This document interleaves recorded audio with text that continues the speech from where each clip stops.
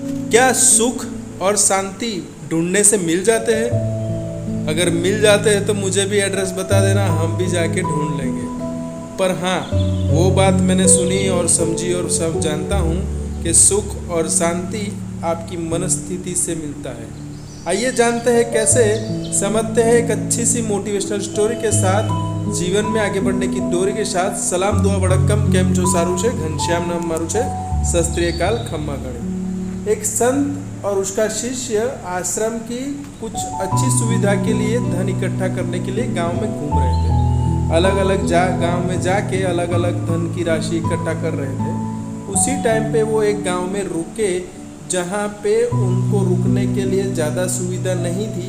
एक छोटी सी कुटिया थी जिसमें एक बूढ़ी औरत रहती थी, और वो बूढ़ी औरत ने संत को और उसके शिष्य को वहाँ पर रखा और बड़े प्यार से उनको खाना खिलाया।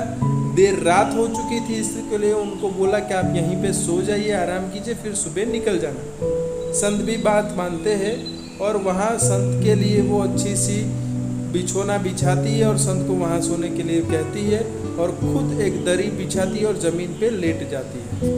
थोड़ी देर में वो माजी जो बुढ़िया थी वो बड़ी ही गहरी नींद में सो जाती है। पर वो संत जो बिछोना अच्छा दिया था, पर वो सो नहीं पा रहा था। वो सोच रहा था कि मैं अपने आश्रम में मोटे से गद्दे पर सोता हूँ और यहाँ पे मुझे ये दिया है, पर मुझे सुख और शांति नहीं मिल रही है। और ये औरत है जो इतने आराम से सो रही है, कोई चिंता बगैर हम यहाँ पे है, क्या हमको करना है क्या नहीं करना है, कल की क्या करना है, क्या चिंता, वो कुछ नहीं है, बड़े ही आराम से सो रही है। तो इसके पास कुछ ना कुछ ऐसी चीज़ होनी चाहिए, मुझे कल जान के रुक के यहाँ जानना पड़ेगा कि ऐसा क्या है जिससे ये औरत खुश रहती है। दूसरे दिन सुबह वो देखता है औरत सुबह जल्दी उठ जाती है, पूजा करती है, चिड़ियों को दाना डालती है, गाय को घास डालती है, आजू बाजू वाले छोटे बच्चों को बुला के कुछ कहानियाँ सुनाती है, फिर अपने कार्य में लग जाती है।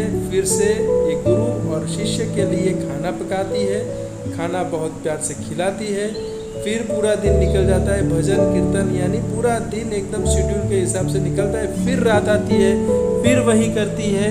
फिर वो अच्छा सा बिछोना गुरुजी के लिए बिछाती है और उनके शिष्य के लिए भी बिछाती है, और खुद एक दरी बिछा के उसमें एक तकिया डाल के सो जाती है।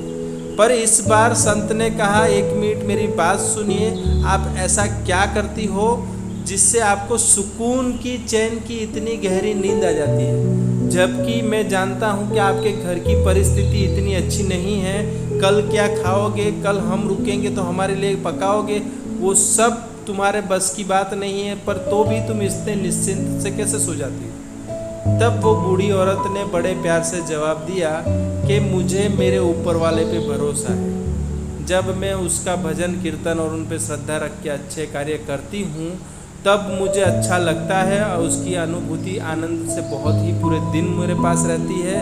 और जब मैं ये ज़मीन पे सोती हूँ तो मुझे लगता है कि मेरे प्रभु की गोद यहाँ है, और ये गोद में मैं बिंदास अच्छे से मज़े से सो जाती हूँ और मुझे कोई फिक्र नहीं रहती, और दूसरे दिन जो करना होता है वो अपने आप सब कुछ सही से हो जाता है। संत समझ चुके थे कि बात वही है कि जो उन्होंने ठाना है, सुख और शांति के लिए वो जो धन कमाने के लिए निकले थे और आश्रम को सुविधा से लय करने वाले थे, उससे अच्छा ये कुटिया में वही सोच के साथ रहने वाली बुढ़िया से उन्होंने सीखा कि कैसे सुख और शांति से रहा जा सकता है। तो दोस्तों, मैं आशा रखता हूँ कि आप समझ चुके होंगे कि सुख और शांति के लिए क्या होना चाहिए और कैसे अपनी सोच को बढ़िया से परमपिता के, परमात्मा की आस पे छोड़ देना चाहिए।